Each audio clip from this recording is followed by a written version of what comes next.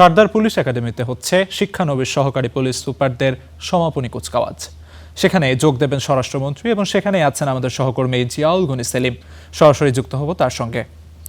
সেলিম, আজ যে সমাপনী কুচকাওয়াজ, সেই কুচকাওয়াজে আসলে কতজন অংশ নিচ্ছেন এবং যেমনটি জানতে পেরেছি স্বরাষ্ট্রমন্ত্রী সেখানে উপস্থিত হবেন এবং তিনি উপস্থিত হলে আসলে কি কি কর্মপরিধি আছে সেখানে বিস্তারিত জানাবেন।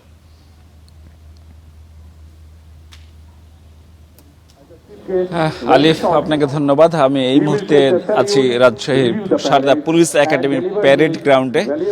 স্বরাষ্ট্রমন্ত্রী সালাউদ্দিন আহমেদ কিছুক্ষণ আগে হেলিকপ্টার করে এই রাজশাহী সারদা পুলিশ একাডেমিতে পৌঁছেছেন। এখন আর কিছুক্ষণ পরে আসলে মূল অনুষ্ঠান শুরু হবে এই সমাপনী কুচকাওয়াজে। মূলত এই যে 27তম বিসিএস ব্যাচের যারা এএসপি আছে, শিক্ষানবী এএসপি, তারা এই সমাপনী কুচকাওয়াজে যোগ দিচ্ছেন। মূলত এই বিসিএস ব্যাচের পরীক্ষা অনুষ্ঠিত হয়েছিল বিএনপি সরকার আমলে, অর্থাৎ 2005 সালে। এরপর তত্ত্বাবধায়ক সরকার সেই 2007 সালে আসার পর নানা অভিযোগে সেই ব্যাচটি বাতিল করে দেয়। এরপর দীর্ঘ আইনি প্রক্রিয়া শেষে গত 2025 সালের শেষ দিকে এসে এই ব্যাচকে নিয়োগ দেয় এবং এই ব্যাচে এই মুহূর্তে তারা 58 জন যে আছেন, 57 জন মূলত আছেন 27তম বিসিএস ব্যাচের। এর মধ্যে 53 জন পুরুষ এবং 4 জন নারী। এর বাইরে 28তম ব্যাচের একজন প্রশিক্ষণার্থী আছেন। মোট এই মিলিয়ে মোট হচ্ছে 58 জন।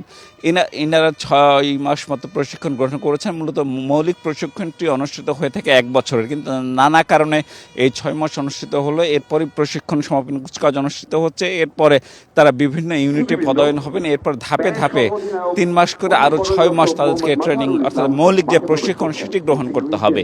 এই অনুষ্ঠানটি আর কিছুক্ষণ পরে শুরু হবে। এখানে স্বরাষ্ট্রমন্ত্রী ছাড়াও যোগ দিয়েছেন ভূমিমন্ত্রী, এখানে অনুষ্ঠান আছেন এবং স্থানীয় সংসদ সদস্য, এলাকার রাজশাহী অঞ্চলের সংসদ সদস্যরা আছেন, মূলত পরিবারের সদস্যরাও আছে।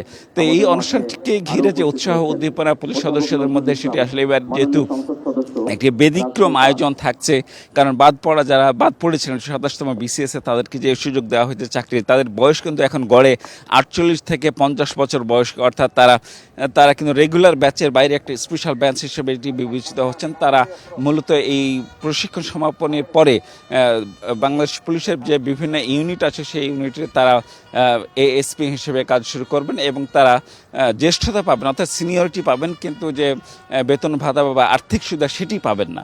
তো রাজশাহী পুলিশ একাডেমি থেকে সমাপনী কুচকাওয়াজ অনুষ্ঠানের শুরুর আগে এই মুহূর্তে তথ্য আমার কাছে এই ছিল। আলিফ, সেলিম, আপনাকে অসংখ্য ধন্যবাদ।